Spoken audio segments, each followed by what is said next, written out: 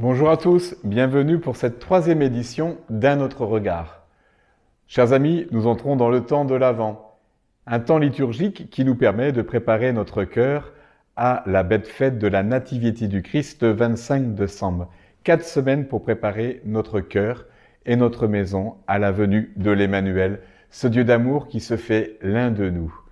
Comme Marie, qui a su regarder les merveilles de Dieu dans sa vie, apprenons à regarder les merveilles de Dieu dans notre vie. La phrase du mois, aimer, c'est regarder. Regarder, c'est plus que voir. Dans le mot regarder, il y a le mot garder. On garde une image de quelqu'un, on garde le souvenir de quelqu'un. Regarder, c'est mettre tout son être en action. C'est se mettre à l'affût de l'autre, l'attendre, le guetter, le surprendre. C'est lui donner toutes ses chances. Un regard d'amour, c'est fou ce que ça peut changer une vie. Un regard de haine, c'est fou ce que ça peut la détruire. Un regard, c'est plus qu'une parole, plus qu'un discours. Il y a des regards qui vous éveillent, il y a des regards qui vous construisent, ou d'autres au contraire, qui vous glacent.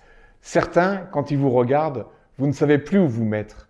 Ce ne sont pas des regards qui vous construisent. Il y a aussi des regards distraits qui vous effleurent à peine, qui vous voient sans vous regarder. Mais il en est d'autres qui vous font naître, qui vous font être.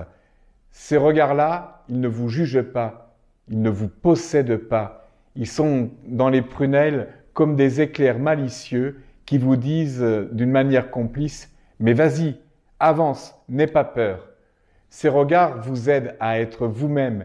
Et plus que vous-même, il vous aide à vous risquer au-delà de vous, un peu comme le regard de Dieu, un Dieu qui aime, un Dieu qui pardonne. Notre regard devient alors à son tour un regard de bonté, de tendresse, de pardon. Après une bêtise ou un mot malheureux, un coup de gueule, et nous voilà réconciliés avec nous-mêmes. On se sent en paix avec les autres, transformés à cause de l'autre. Aimer, c'est regarder, c'est tout notre programme de l'Avent. Vivre l'Avent en famille, telle serait la résolution que nous avons peut-être à vivre en ce mois de décembre. Eh bien, je vous propose 7 choses pour vivre véritablement cet Avent, même pendant un temps de confinement. Peut-être qu'en famille, vous pourriez proposer de constituer une couronne de l'Avent, toute simple. Chaque dimanche, on allume une petite bougie pour se préparer à accueillir l'Emmanuel. Et cette bougie, on peut l'allumer en famille. Et puis, on peut faire un calendrier de l'Avent, où chaque jour, par des efforts en famille, on peut se préparer à cette belle fête de la Nativité du Seigneur dans notre cœur et dans le cœur de notre famille. Et puis peut-être, pourquoi pas faire un calendrier de l'Avent inversé, où tous les jours, dans une boîte de chaussures, on peut mettre des produits de première nécessité que nous pourrions remettre ensuite aux plus nécessiteux. Puis pendant le temps de l'Avent, la troisième chose que nous pouvons faire, c'est de préparer la traditionnelle crèche en famille qui nous permettrait aussi de, chaque soir, faire le point bien en famille de ce qu'on peut vivre en Avent en prenant un temps de prière devant la crèche. Et puis pourquoi pas pour les plus petits, se retrouver avec nos familles pour lire des contes ou même écouter des chants de Noël. Il est important pendant le temps de l'Avent de prendre un vrai temps de prière en famille pour s'écouter, faire le point. C'est essentiel dans notre vie.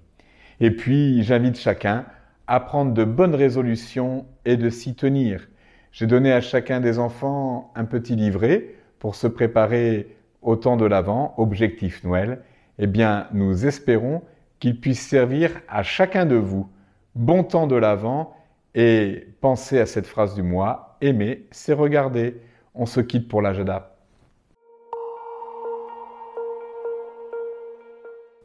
C'est maintenant le moment de l'agenda spirituel de l'œuvre d'Andoum. Tout d'abord, le 3 décembre, nous continuons depuis le mois de septembre les jeudis de l'Eucharistie, avec la messe à 7 h le matin et le soir une adoration de 17 h 30 à 18 h 30. Le vendredi 4 décembre, c'est le premier vendredi du mois, chose importante dans notre maison, La célébration eucharistique aura lieu à 18h30. Le 6 décembre, ce sera le dimanche de rassemblement pour les enfants. Nous donnerons les consignes pour les parents selon ce que le gouvernement nous demandera. Le mardi 8 décembre, grande fête de l'Immaculée Conception. On vous proposera à ce titre une neuvaine préparatoire du 1er au 8 décembre en disant chacun chez vous le chapelet et en priant particulièrement pour les pères de la congrégation qui, le 8 décembre, renouvellent leurs vœux. Pour les célébrations de la Nativité, le 24 et 25 décembre, elles auront bien sûr lieu avec, je l'espère, la crèche vivante, mais nous vous donnerons les consignes sur nos pages Facebook et sur la chaîne YouTube de l'œuvre en temps opportun.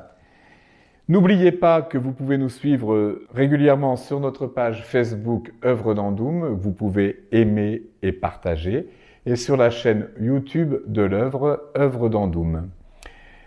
Merci à toutes les personnes qui, chaque dimanche, lors de la quête virtuelle pendant le confinement, ont continué à donner sur notre page Hello Asso, soutenons la mission de l'œuvre d'Andoum.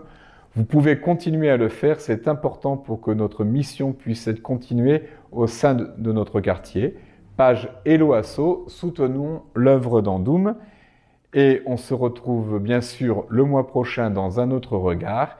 Et aussi, n'oubliez pas, vous allez bientôt avoir le mag de l'œuvre qui va bientôt paraître sur les réseaux sociaux. Je vous souhaite une bonne préparation aux fêtes de la Nativité. Bon temps de l'Avent. À bientôt pour la nouvelle année.